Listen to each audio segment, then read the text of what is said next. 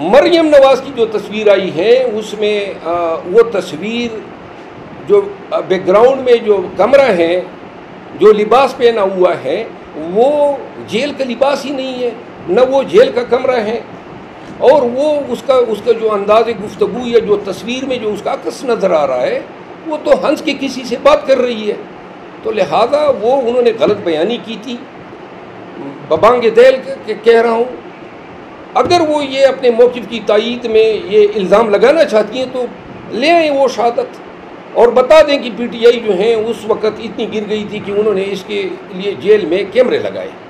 Sir बताया गया कि माजी में मरियम नवाज़ के जेल के सेल के अंदर वो कहती है कैमरे लगे हुए थे। आज इमरान खान के जेल के सेल में जो है वो कैमरे लगे हुए हैं। ये कैमरा वाला सिस्टम कौन लाता है, क्या चीज़ देखना चाहते हैं कैमरे में? देखिए, आप में से किसी ने मरियम नवाज़ की वो तस्वीर देखी है जिस पे उन्होंने इल्ज़ाम लगाया कि ये जेल में ली गई है? मैंने वो तस्वीर देखी है। वो तस्वीर जेल की है ही नहीं, ये उन्होंने गलत बयानी की है। उन्होंने अडियाला जेल में कतई ये नामुमकिन है कि औरतों के बैरक तक जो हैं वो मर्दों की रसाई हो।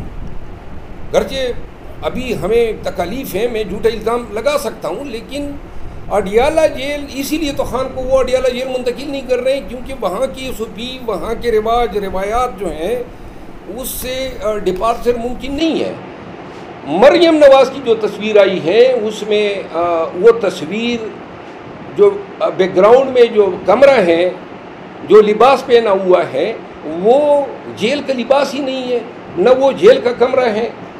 और वो उसका जो अंदाज़ गुफ्तगू या जो तस्वीर में जो उसका अक्स नज़र आ रहा है, वो तो हंस के किसी से बात कर रही है। तो लिहाजा वो उन्होंने गलत बयानी की थी।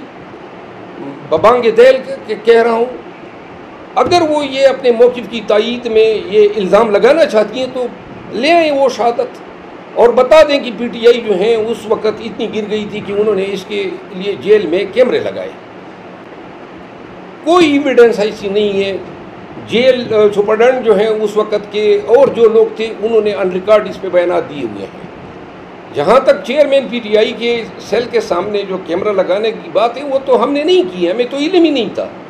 वो तो जब जज साहब गए कैजुअल इंस्पेक्शन में, जो हाई कोर्ट के अहकामात के तहत हर ज़िले के जज साहिबान अपने मुतल्लिका जो जेल्स होते हैं उसमें कैदियों की हालात का जायज़ा लेने के लिए जाते रहते हैं। छोटे पिटी ऑफेंसेस में जो मुलजिमान होते हैं उनको रिहा करते हैं। वो जब गए हैं, इमरान खान साहब से मिले हैं, उन्होंने अपनी एक तहरीरी रिपोर्ट दी है जो हमने हाई कोर्ट में सबमिट भी कर दी है। तो वो कैमरा तो लगा हुआ है, अभी तक है। आज डॉक्टर बाबर अवान साहब मिले हैं चेयरमैन PTI के साथ, और अभी जब मैं आ रहा था तो बाबर अवान साहब को मैं सुन रहा था कोर कमेटी में। डॉक्टर बाबर अवान साहब के बकौल जो हैं उनकी मुलाकात हुई।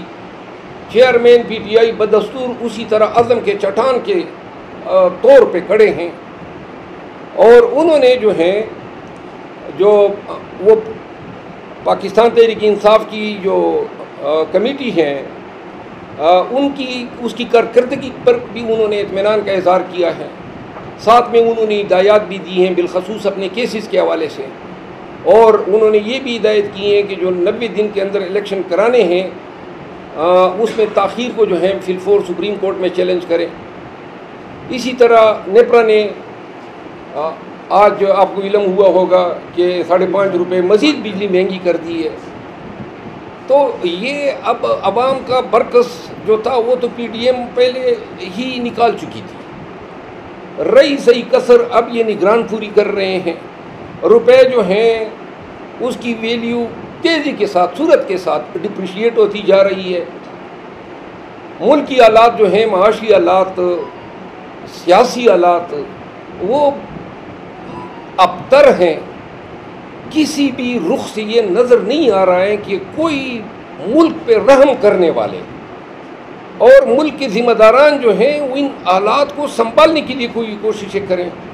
इलेक्शन सर पे खड़े हैं, लेकिन पाकिस्तान का हर शहरी गैर यकीनी सूरत-ए-हाल का शिकार है। कोई भी ये नहीं कह सकता है कि इलेक्शन होंगे या नहीं। यानी ये जवाब शक में देना, ये पाकिस्तानियों के उस मयार को डिटरमिन करता है जो उनका रूल ऑफ लॉ पे है। जिन ममालिक में या जिन माशरों में रूल ऑफ लॉ होता है वहाँ ये तसव्वुर आता ही नहीं है कि इलेक्शन होंगे या नहीं होंगे, क्योंकि वहाँ लॉ प्रिवेल करता है। तो लिहाजा ये मुल्क में महंगाई का सैलाब है, ये सियासी अबतर सूरत हाल की वजह से आपकी मईशत तबाह होती जा रही है। अब अवाम जो है उनको कोई उम्मीद की किरण नज़र नहीं आ रही है।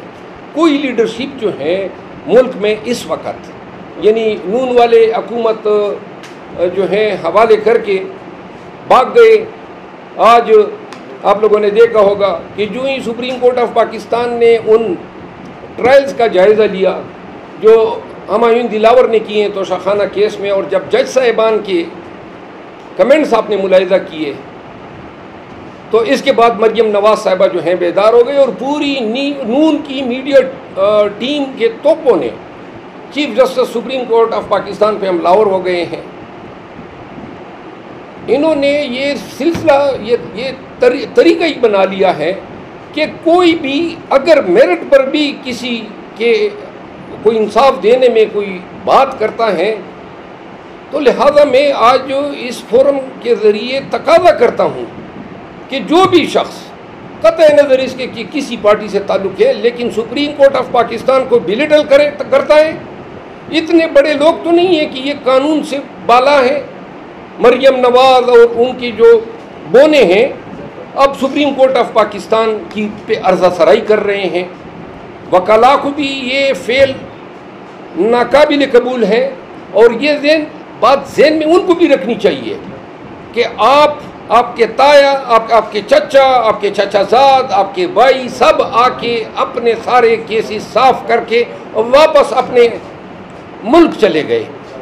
कभी पाकिस्तान तहरीक इंसाफ के किसी मेंबर ने आप उन जज साहिबान की अर्ज़ा सराई की, कभी हमने किसी का मजाक उड़ाया, किसी की तौहीन की? आपने तो कवानीन ही तब्दील कर दिए जिन कवानीन में आपके ट्रायल होने थे।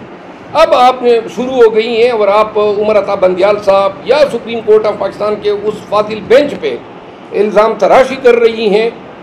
आप ने अपना मुकदमा जो आपकी वो